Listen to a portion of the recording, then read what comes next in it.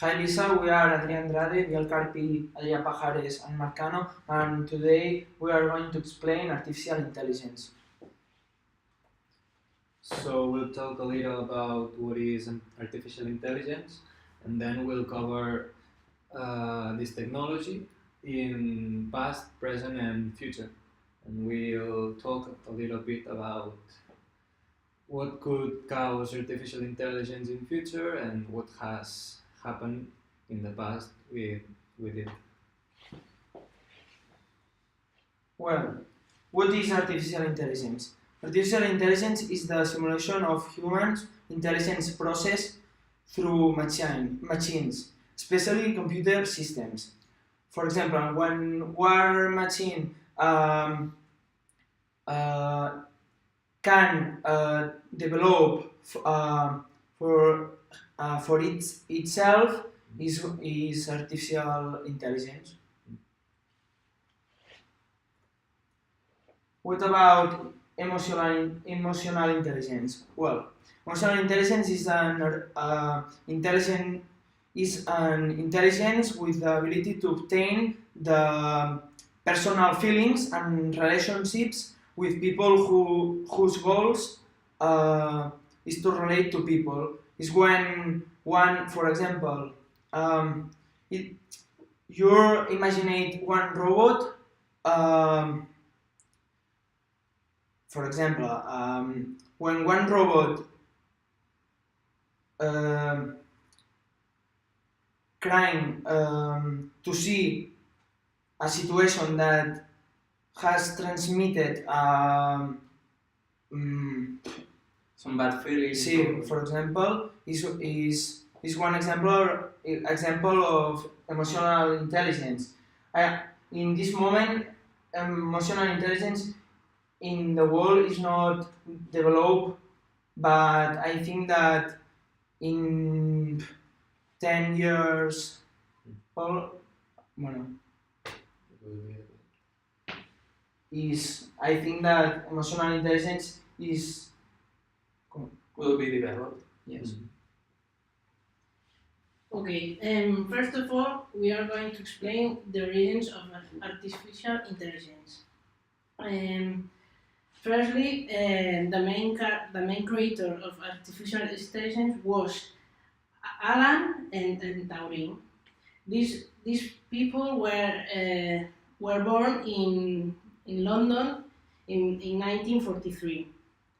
And the first artificial intelligence was a binary code with some inputs and outputs, something very, very simple.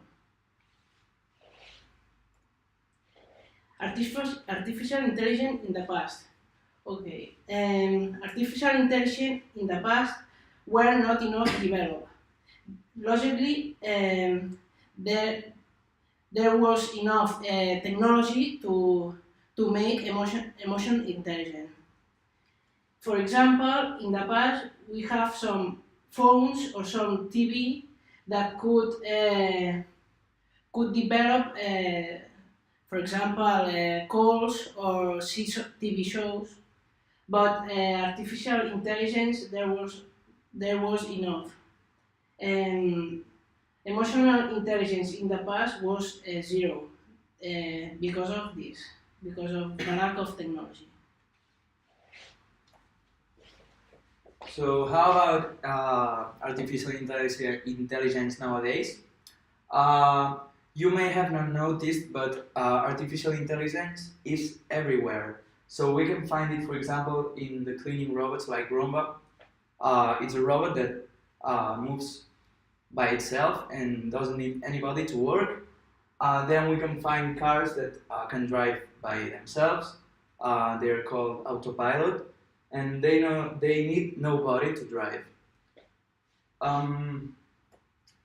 We have chosen this example, Sophia the robot, to see that in the present, artificial intelligence is not really artificial intelligence. So we have a big question. How are feelings added in the human robot Sophia? The answer is that Sophia has not feelings. she's programmed to seem like she has got feelings, but she really doesn't have feelings. We think that in the future we will be able to see robots that can feel, but it's a technology that is really far from nowadays. As Adria said, the nowadays artificial intelligence is far from being well developed. In this graphic, we can see a little bit artificial intelligence where it's now. That would be here in the start, and then it is. We can see it's exponential growing. So in some years, maybe 10, 20, artificial intelligence will be a lot more developed, and we will be able to do a lot of more things with this technology. And we can see here a picture of Tesla, that is a self-driving car, and now has its imperfections, but maybe in the future all cars will be self-driven. And well, here we can also see an example of Siri, the Apple assistant, and nowadays it's a lot. Well, it's bad developed. To say something, it's bad developed, but in the future, we're sure that Siri and other robots will be able to do a lot of more things. And the interesting thing is that the human progress, we have progressed a lot these years, but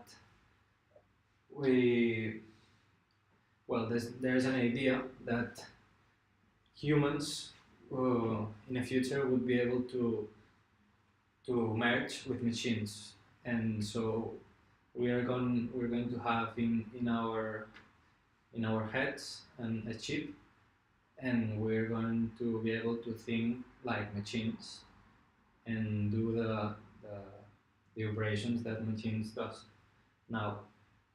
And so that would have a big impact on the human progress.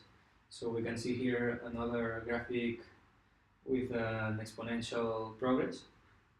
And now we are